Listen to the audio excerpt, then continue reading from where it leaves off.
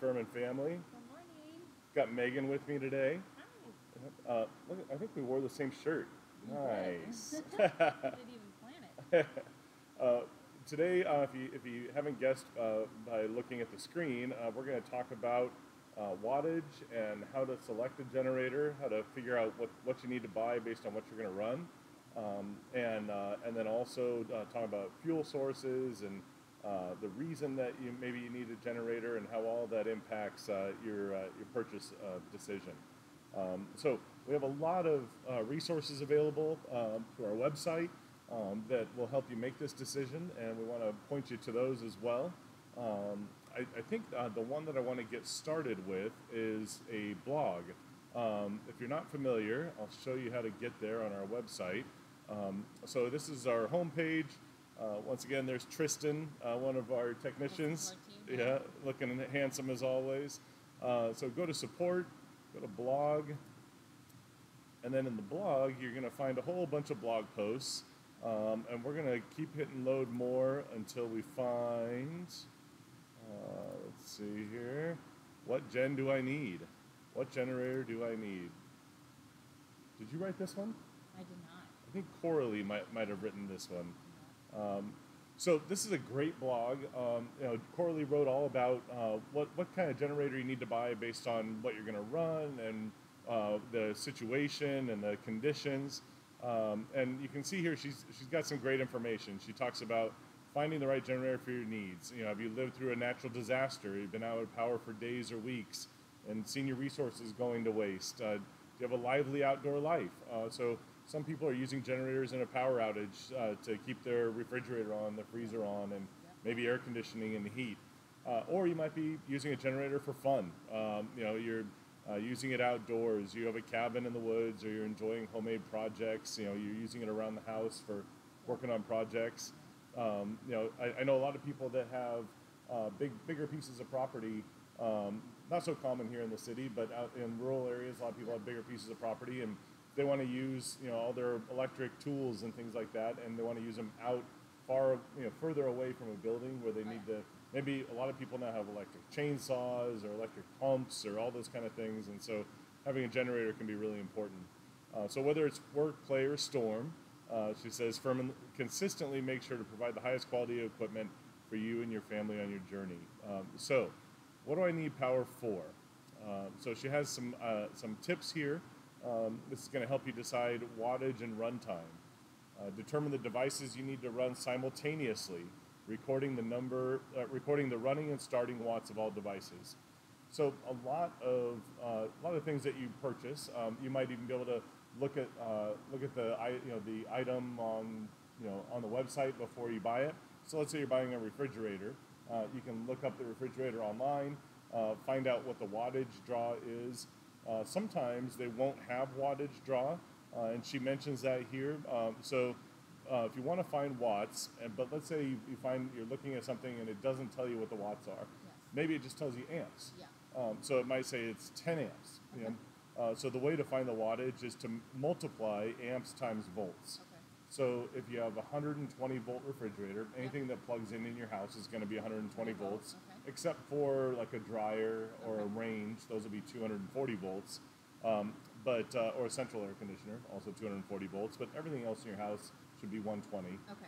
So if you multiplied 10 amps times 120 volts, you'd get 1,200 watts. Okay. So it tells you. Yeah.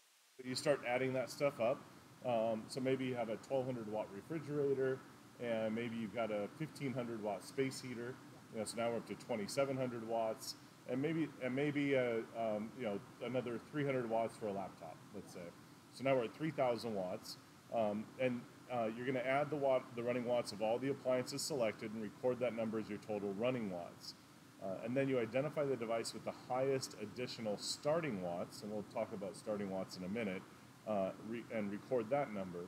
Make sure the total running watts of all devices plus the highest starting watts combined will fit your generator requirements. So there is a wattage chart. It's at this link, and I've got it open. Yeah. And you're not going to be running all these appliances at the same time, so that's something to keep in mind too. A lot of people, Right. at least a lot of people who aren't savvy with this would assume, how am I going to run everything in my house? Well, you typically don't run it all at the same time. So think Sure. of plug in consistently, and then That's a great point. yeah. Yeah, it's a really good point. So this wattage chart is linked to that blog. Um, and you can see that these are kind of just some generalizations, based on things that you might run on a regular basis. Some bigger things, an air compressor, electric water heater. It's 4,000 watts running. This is running watts and then starting watts over on the right. A refrigerator, anything with a compressor, so a refrigerator, an air conditioner, where it's compressing freon to make cold air.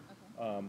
They're going to need a kind of a burst of energy when they first start up. So anything with a compressor, also anything with an electric motor. So this water well pump, it only uses 1,250 watts running, but for just a split second, it needs 3,750 watts. Which is so important to know. Oh yeah, it's really important, and that's why if you're looking at our generators, let's say you're looking at one of our 8,000 watt generators. So, for example, maybe our tri-fuel 8,000 watt. So this generator has 10,000 starting watts, but 8,000 running watts.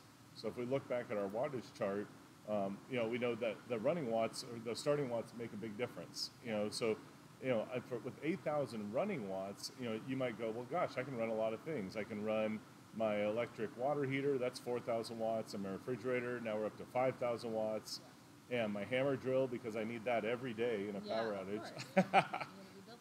Right, we're at 6,000 watts, and you can add up all the way, get up to 8,000 watts, but you also have to take a look at starting watts.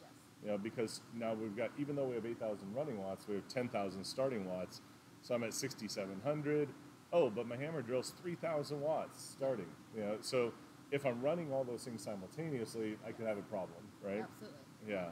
So now let's say a little more conservatively. Most people don't need all these high wattage things to be running all at the same time. Yeah. In a power outage, you really just need some smaller things like maybe I'm going to run the refrigerator. That's 1,000 watts, and I'm going to run my cell phone charger. That's only 25 watts, and light bulbs. So this says for a 60 watt. Oh, we have a typo. Light bulb. We can fix that.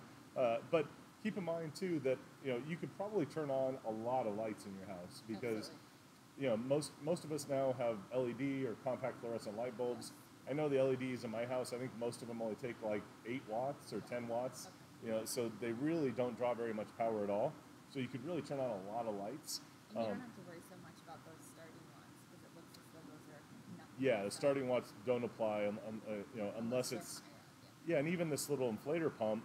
This is a kind of a little inflator pump that you might use to inflate an air mattress or something like that. Yeah. Uses 50 watts when it's running, but because it has a small electric motor, it uses 150 watts starting.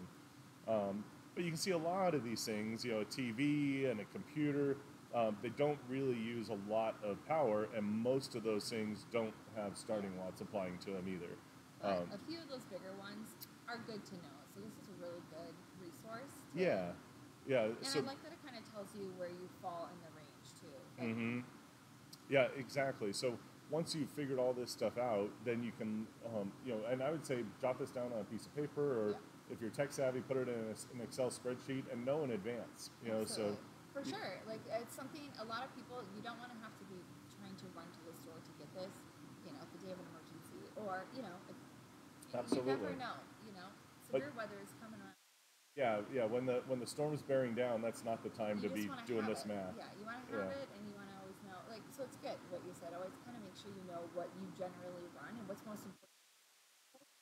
Bring it back to your mind. So if you're out and you find a generator, a Firman generator, Of course.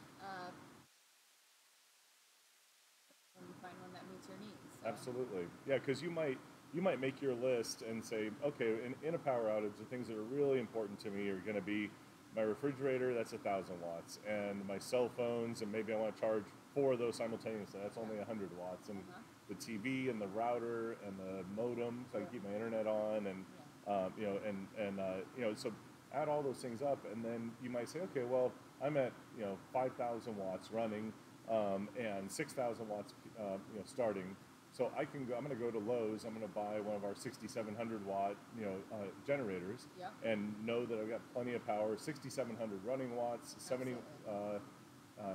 7125, no, 80, 8,400, I yeah, love that you can reel these 8250, off. so You're along much those better lines. than I am. I actually look them all up to make sure I'm quoting the right one.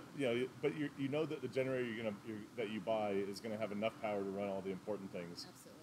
So this is an obvious exercise to go through when you're talking about power outages. You want to be prepared for power outages, but also we talked about using a generator for fun. Yeah. Figuring out well, gosh, I've got some lights that I want to use to power a ball field so my kids can play baseball or can play football at night. And so figuring out what the power use for all those lights are, or for camping and RVing as well. That's a really big issue. There's a great picture that I've got right here. So this one shows actually my toy hauler in the background there. This is when we're up in Flagstaff, and we've got two of our 1,700 watt inverters here. So the one on the left is our W01781. It has two 120 volt outlets. It has a 12 volt outlet, and then the one on the right is our W01784. It has a 120 volt outlet and it has a 30 amp outlet. But here in the middle, this is what I want to draw your attention to. We've got our parallel kit, and this parallel kit has a 30 amp outlet on it, actually two of them, and we're plugging the toy hauler into these two generators, and the parallel kit combines the power of these two inverter generators. So I've got 1,700 watts and 1,700 watts, so between the two of those I have 3,400 watts. Yeah, and which is awesome. Yeah, and I can get 30 amp power. So that's enough to run everything in my 33-foot toy hauler. So the lights and the water pump, importantly the air conditioner, Yep. the blower for the heater, Yeah. all those important things. What's neat, I think, about this solution versus maybe using one of our 3,300 watt inverters, which would also power that toy hauler with no problem, is if we're like in this example, we were camping in Flagstaff, so it's 7,500 feet elevation. I probably don't need to run the air conditioner. It's nice outside. We can open the windows. So I might just want to run. I might set it up just like this, but just run one air conditioner, or not run. I'm sorry, just run one generator. And with one generator, I'm charging my batteries. I can run everything except for the air conditioner. Mm-hmm. And then maybe we have a hot day, and so I fire up the second generator. Yeah.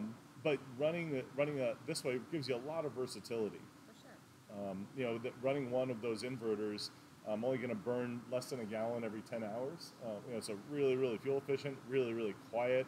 Perfect So for camping and making sure you don't want to upset your neighbors when you're camping. That's like a huge deal. it's a big no-no. You don't want to be that person in the Yeah. campground that's making all the noise. For sure, and it's easy to disconnect and just take one out if you need it, or Yeah. if you want to go down to the beach. I know we Oh, sure. load things onto our little Uh-huh. load things onto our golf cart. You could plug up the speaker and things, and just come back and put it right back to its parallel kit. So Absolutely. it's really convenient. Yeah, again, knowing what the requirement is for what you're going to run is really important when it comes to this kind of stuff. Absolutely. If you guys happen to follow Dave Sparks from the Diesel Brothers, last year we went up to Utah. Myself and Matt, our marketing director, went up to Utah and delivered them a whole bunch of generators. Gave them a whole bunch of generators, and they bought the smallest electric car that you can buy on Alibaba, and from China, and had it delivered. Really? And it was about the size of a golf cart, but it had doors and a windshield and everything. That's And crazy. then they crammed about 1,000 pounds of guys into it, and drove around downtown Salt Lake City. The problem is that because it was electric and they were putting a lot of weight in it, it would only go like 10 miles. So Oh my gosh. they actually strapped two of these inverters to the roof of that little electric car, and we're running them and charging it while they were driving around downtown Salt Lake City. So I would love to have seen that. I would encourage you. It's on YouTube. I'm gonna find it. It's pretty funny. I'm gonna find it.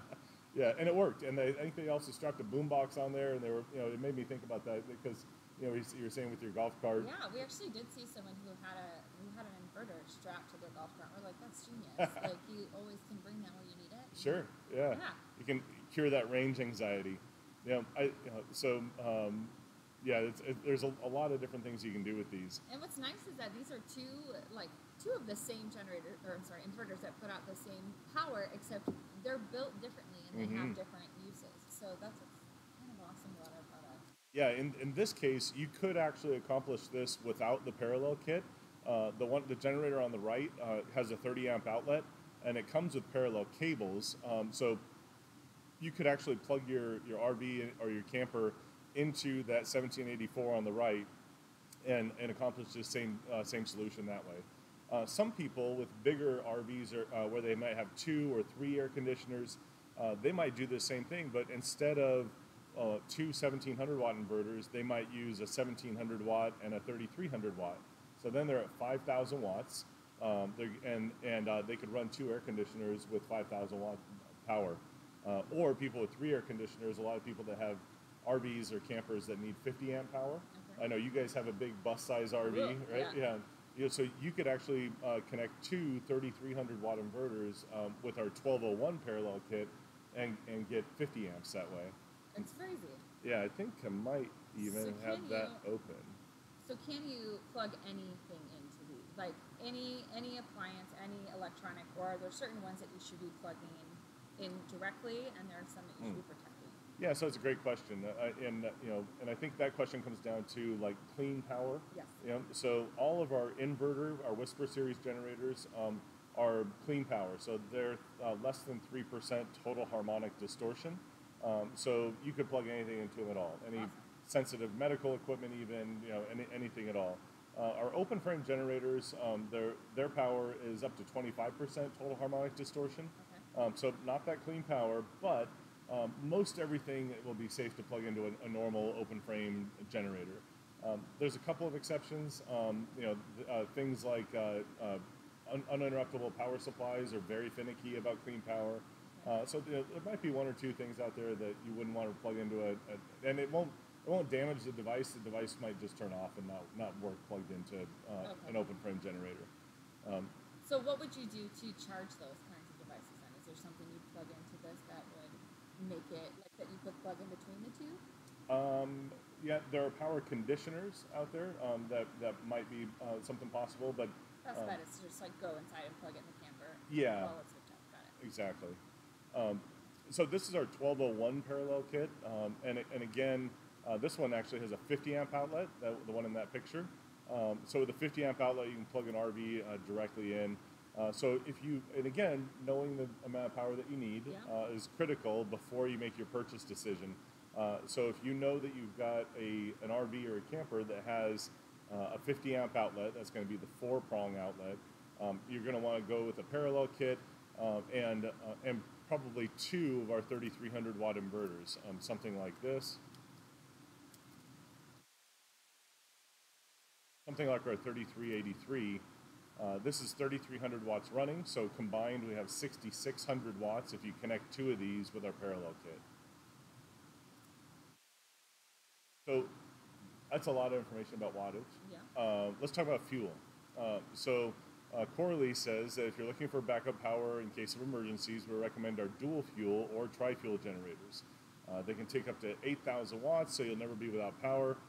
Propane and natural gas generators require less maintenance. You don't have to worry about old gasoline in the tank or gas clogging up the carburetor. What's great about using a dual fuel or a tri-fuel generator is, for sure, obviously, if you have a tri-fuel generator, you can run on natural gas. You're going to be hooked right up to the natural gas supply at your house and just never run out of fuel. That's a spectacular solution. On tri-fuel or dual fuel, though, where you can run on propane, propane typically in a power outage situation, propane is going to be a lot easier to find. Yep. And even as Sylvan, we have one of our regular visitors on our live. Hey, Sylvan. He mentioned the gas is just outrageous for him, and I'm sure everyone's feeling it right now. So it's a super great option that you can find easily. And that's a really great point that you make. The price of propane has gone up quite a bit along with the price of gasoline, but natural gas really has not. So if you're somebody that has natural gas at your home and you've got the ability to run your generator on natural gas because you have a tri-fuel, that's spectacular, and you're going to save a lot of money on fuel costs. We do, by the way, we have a new Firman generator that's we've had the 8,000 watt and the 7,500 watt tri-fuels for a while, but we have a new 4,000 watt. This is our T04073. So it's 4,000 watts running, 5,000 watts peak. And again, this one runs on gas, propane, and natural gas.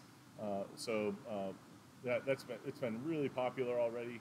It does have a 30 amp outlet built right into it. It has two 30 amp outlets, and it comes with an adapter that you can adapt from the twist lock to a TT30, which is the RV plug. So you could technically use this to power your 30 amp camper or RV, but keep in mind it's going to be a little noisier. You know, where our 3,300 watt inverters run at 58 decibels, this one's going to run at 67.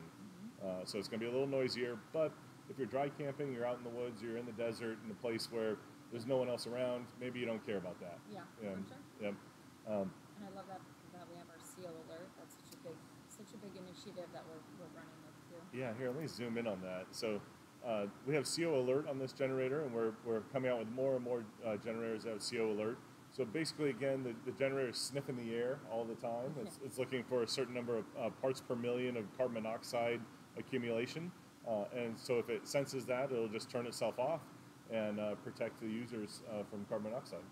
And another really great thing, I love that we have all of the starting and running watts for each of the different fuel types on the actual generators, on all of our generators. So you're not having to memorize what those numbers are. Right. You'll know what you can run, what you can start things with. So. It's a common question that we get too about running and starting watts on different fuels.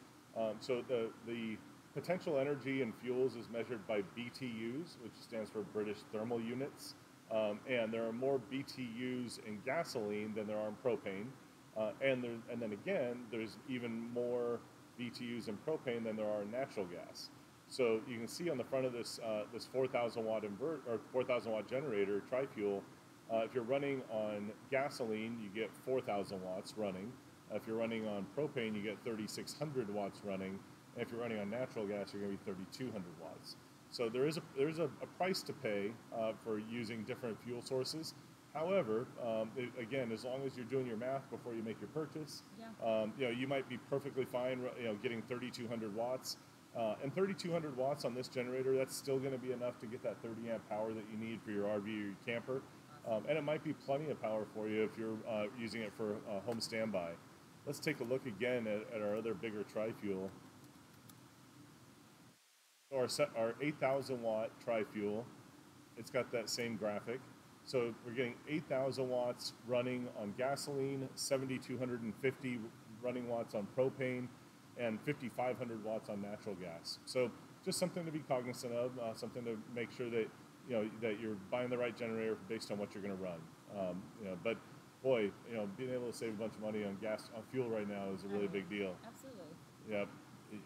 And knowing that you can switch if you need more, and it's not like you can't use gas. You can try and use as much, If only you could run your car on natural gas. They did that for a while years ago. Yeah, they came. I think so. There's some big rigs now that run on compressed natural gas, but I know here in Phoenix, 15, 20 years ago, they tried to do that, and they opened up a couple of stations and converted trucks, a bunch of trucks to compressed natural gas in some vehicles, but it didn't really take off. Well. Yeah, it might now though with the price of gas. You never know. Yeah. I'm anxious to see what might be coming out and what people are going to think of. I haven't seen it yet, but I'm sure eventually we're going to see a picture of somebody with a generator, hanging out of the trunk of their Tesla or something. I did see a picture of somebody on the side of the road with a generator, their Tesla plugged into the generator charging. Yeah, so it's not bad. Yeah, who knows? Yeah.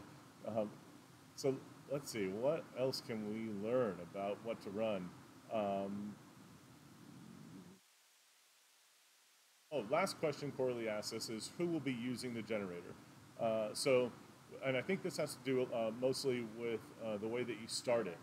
So everything from recoil start to electric start to remote start, and the ease of use goes up. So recoil start is if you remember starting a lawnmower. Yeah. You've got that pull cord.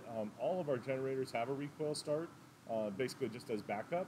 But we do sell generators that are recoil only. So their price points usually very attractive. And if you don't mind pulling the recoil start, pretty much all those are going to start on the first or second pull. Yep. I know I use one of our 1700 watt inverters a lot, and I can't even think of the last time that thing didn't start on the first pull. That's awesome. So yeah. But if you want to make it easier, everything above our 1700 watt inverters, we offer electric start. So some of those we have recoil only, but pretty much all of them we have electric start options, and you can start the generator with just a push of a button. So lastly, though, remote start is Yeah. pretty amazing. If you just have that little key fob, you can start it and stop it from up to 158 feet away. My favorite. Yeah, it's pretty great. My favorite too, Yeah. actually. Yeah, the Especially generator. we mainly use it for camping, and the end of the night, you're cleaning everything up, you're shutting everything down, and then I get ready, I get right inside, and I realize, didn't shut off the generator. All you have to do is hit that button, and you Yeah, don't have to worry about going back out, walking all the way out to where your gen's at. it's Yeah, so nice. so convenient. This is the one that I use for our camper the most, actually. So it's a 3300 watt running. It's a remote start. You can see the little key fob remote right there in the holder. And I keep that little key fob just hanging from a cabinet in our kitchen in our toy hauler. I can get up in the morning and just press that button, and it purrs to life, and I can make my coffee, and It's nice. Not it have is to so go out, nice. not go out in your It's dark, and you don't want pajamas to. and Right. slippers if that's what you wear outside. Yes, exactly. I have camper slippers. Yeah, I have camper slippers too. Yeah. Let's see. Is there anything else? We talked about the wattage chart. We talked about running watts and starting watts. We talked about where to find this stuff on our website. I'll show you that one more time. So you can go to buying guide. Oh, we didn't really talk about the buying guide. We Oh actually my have gosh. an entire page that kind of Boy, this helps is where you should figure start. out. That's where we should start. That's Yeah. all right. Okay. That's all right. So again, from our homepage, you're just going to click right there on Buying Guide at the top of the screen, and this will help you find the generator that you need. Yep. So understanding wattage just talks about what we talked about, the Yes. difference between running watts and starting watts, and then determining your needs. We talked about this as well. Yeah. So you can determine all the devices you need to run simultaneously, record the required running and additional starting watts of all those devices, add them all together, identify the highest watts, and then calculate. And if you click on that See Common Device Wattage, it's going to take you right to that wattage chart that we were looking at. So it kind of we started well because we that equation. So if you're not sure how to calculate or come up with the amount of We're going right to the guide. yeah, you did a great job. Yeah. You did a great job. High five. You did a great job. Both of us did a I great job. assisted. So this takes you to different generators in wattage ranges. So the hybrid series, 7,500 to 9,500 watts. Performance series, so you can go all the way up to 9,400 starting, or 9,400 running watts is now our biggest, and gives you some examples of best sellers in each one of those categories. Yep. And then you can shop by activity too. Which is it's awesome. Yeah. I love that we break it down both ways. So if you're one of those people who I would totally skip the top and I'd be like, all right, here's what I'm gonna do. Right, just make it easy for me. Here's what I use it for. Tell Yeah. me what I should buy. Yeah, so if I click on home projects, it's going to take me right to a lot of the generators that people typically use for home projects. Yes. And same with, we have some other categories in here, RV camping or tailgating, tent camping. Yes. Tent camper probably needs a whole lot less power, and they might use one of our 1,700 watt inverters. Tailgating, we got Tristan here opening a bottle on the bottle opener. Yeah, and this is actually really great because I am on a ton of camping, in a ton of camping groups, and it's always interesting because you do have really different campers. Like if you are a tent camper, you have a totally different lifestyle and you need certain things versus if you have a motorhome or an RV or a toy hauler, there's very different needs.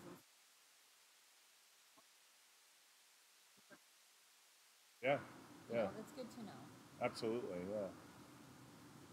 Then some other guides and tips. These are other blogs. You can depend on Firman, general maintenance.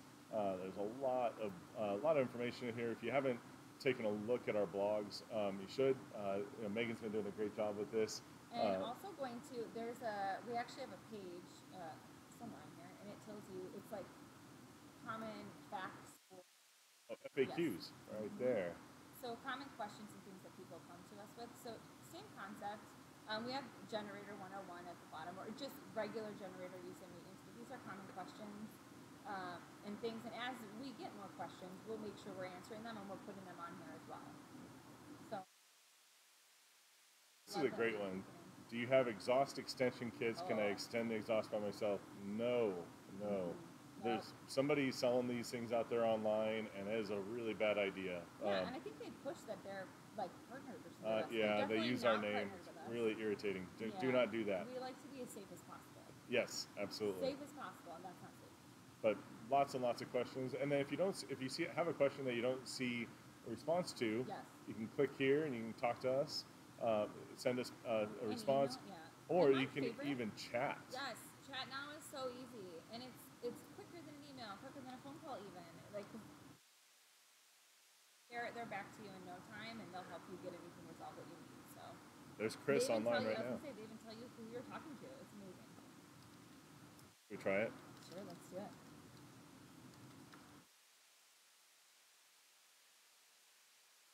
I'm gonna go find him. Right, no pressure, Chris. I do love the live chat. It always pops up and I go on our page quite often during the day, and oftentimes. They might Monday mornings are really busy. Oh yes, they're actually, the calls are going crazy right now. Yeah, but there's lots of ways that you can communicate with us through chat, through this request page right here. You can always call us at 844 Firman 1. Of course, that number is right at the top of the screen.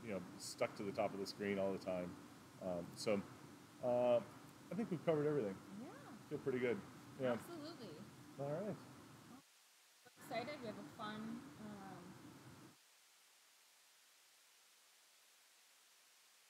Yeah, we have a video Friday. I think we're going to talk about a new product. A new product. I'm excited. It's pretty exciting. I mean, this one's groundbreaking. Groundbreaking. Like, you guys are going to want to tune in because Firman is just coming, like... You're going to be shocked. Oh. Yeah. The things we're coming up with, I'm just so excited. Yeah, it's going to be fun. It's going to be great. All right, thanks everybody. We'll talk to you Friday. Talk to you Friday. Bye-bye.